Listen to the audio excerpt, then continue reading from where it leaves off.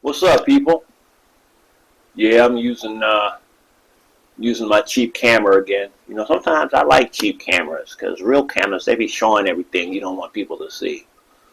Cheap camera, but it works. Hopefully this mic works. Anyways, it's Saturday, April the 5th, man.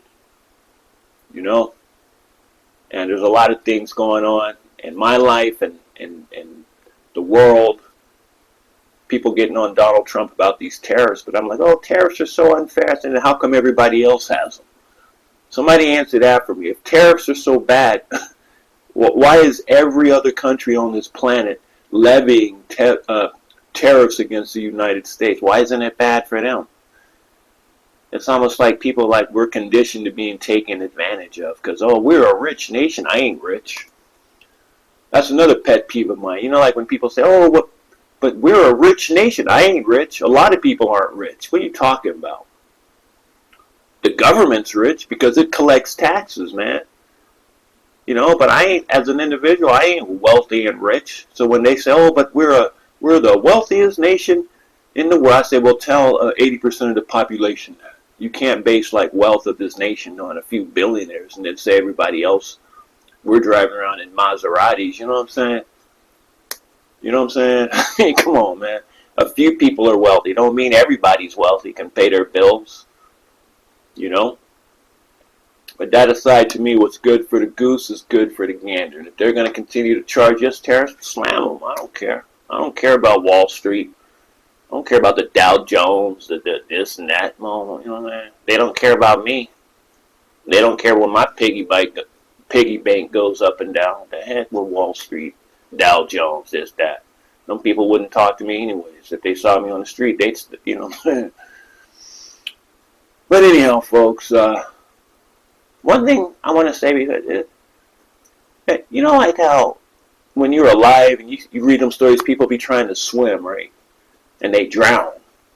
Whether you black, it's Italian, Chinese, you drown. Be trying to swim. And they say, oh, the boat capsized and 5 people drowned because they couldn't swim. They couldn't float.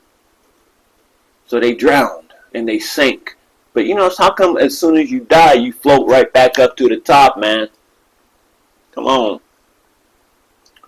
You know what I'm saying? What kind of irony is that? When you needed to float while alive, you sank as if somebody had lead tied around your waist. Okay? That's when you needed to float. But then you die, you drown, and then that's when like a hunter or fisherman or somebody always say, oh, look, there's that body. It floated ashore. I don't understand that. I'd be like, God, the time I needed to float was when I was alive. That's when you needed to help me to float. But instead, it's like nature waits until you're dead after you've drowned, and then it floats you back to the top as a corpse. I don't get that, man. I used to read books about them Italian guys, how they, like Soprano, never get on the boat with the older Italian people, man. Oh, come onto our yacht. We want to tell you ain't never coming back, man. I've read them books. They're going to get you out in their little yacht, hit you over the head, whatever, tie you down. I've read stories where they've tied people down, wrapped them with chains, put them in a barrel, put all kind of weights in them. Oh, nobody will ever find them, boss. They're going straight to the bottom of the deep. And then like 3 weeks later, again, what's the phenomenon? Here they are floating up top. It's like, that's how they get caught.